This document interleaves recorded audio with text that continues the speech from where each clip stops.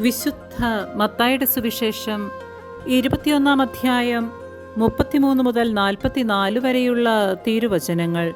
മുന്തിരിത്തോട്ടത്തിലെ കൃഷിക്കാരുടെ ഉപമ. മറ്റൊരു ഉപമ കേട്ടുകൊള്ളുക. ഒരു വീട്ടുടമസ്ഥൻ ഒരു മുന്തിരിത്തോട്ടം നട്ടുപിടിപ്പിച്ചു. അതിനു ചുറ്റും വേലി കെട്ടി.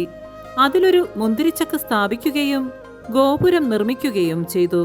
അനന്തരം അത് കൃഷിക്കാരെ ഏൽപ്പിച്ചിട്ട് അവൻ പോയി. വിളവെടുപ്പ് കാലം വന്നപ്പോൾ അവൻ പഴങ്ങൾ ശേഖരിക്കാൻ ഭൃത്യന്മാരെ കൃഷിക്കാരുടെ അടുത്തേക്ക് അയച്ചു. എന്നാൽ കൃഷിക്കാർ ഭൃത്യന്മാരിൽ ഒരുവനെ പിടിച്ച് അടിക്കുകയും മറ്റൊരുവനെ കൊല്ലുകയും വേറൊരുവനെ കല്ലെറിയുകയും ചെയ്തു. വീണ്ടും അവൻ ആദ്യത്തേതിൽ കൂടുതൽ ഭൃത്യന്മാരെ അയച്ചു. അവരോടും കൃഷിക്കാർ അപ്രകാരം തന്നെ പ്രവർത്തിച്ചു. പിന്നീട് അവൻ എന്റെ പുത്രനെ അവർ ബഹുമാനിക്കുമെന്ന് പറഞ്ഞ് സ്വപുത്രനെ തന്നെ അവരുടെ അടുത്തേക്ക് അയച്ചു.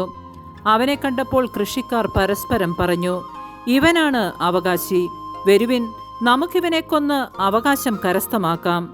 അവർ അവനെ പിടിച്ച് മുന്തിരിത്തോട്ടത്തിന് വെളിയിലേക്കെറിഞ്ഞ് കൊന്നുകളഞ്ഞു. അങ്ങനെയെങ്കിൽ മുന്തിരിത്തോട്ടത്തിന്റെ ഉടമസ്ഥൻ വരുമ്പോൾ അവൻ ആ കൃഷിക്കാരോട് എന്തു ചെയ്യും? അവർ പറഞ്ഞു, അവൻ ആ ദുഷ്ടരെ നിഷ്ഠൂരമായി നശിപ്പിക്കുകയും യഥാകാലം ഫലം കൊടുക്കുന്ന മറ്റു കൃഷിക്കാരെ മുന്തിരിത്തോട്ടം ഏൽപ്പിക്കുകയും ചെയ്യും. യേശു അവരോട് ചോദിച്ചു, പണിക്കാർ ഉപേക്ഷിച്ചു കളഞ്ഞ കല്ല് തന്നെ മൂലക്കല്ലായി തീർന്നു. ഇത് കർത്താവിന്റെ പ്രവൃത്തിയാണ്. നമ്മുടെ ദൃഷ്ടികൾക്ക് ഇത് അത്ഭുതകരമായിരിക്കുന്നുവെന്ന് വിശുദ്ധ ലിഖിതത്തിൽ നിങ്ങൾ വായിച്ചിട്ടില്ലേ? അതുകൊണ്ട് ഞാൻ നിങ്ങളോട് പറയുന്നു, ദൈവരാജ്യം നിങ്ങളിൽ നിന്ന് എടുത്ത് ഫലം പുറപ്പെടുവിക്കുന്ന ജനതയ്ക്ക് നൽകപ്പെടും. ഈ കല്ലിൽ വീഴുന്നവൻ തകർന്നു പോകും. ഇത് ആരുടെ മേൽ വീഴുന്നുവോ അവനെ അത് ധൂളിയാക്കും. നമ്മുടെ കർത്താവായ മിശിഹായ്ക്ക് സ്തുതി.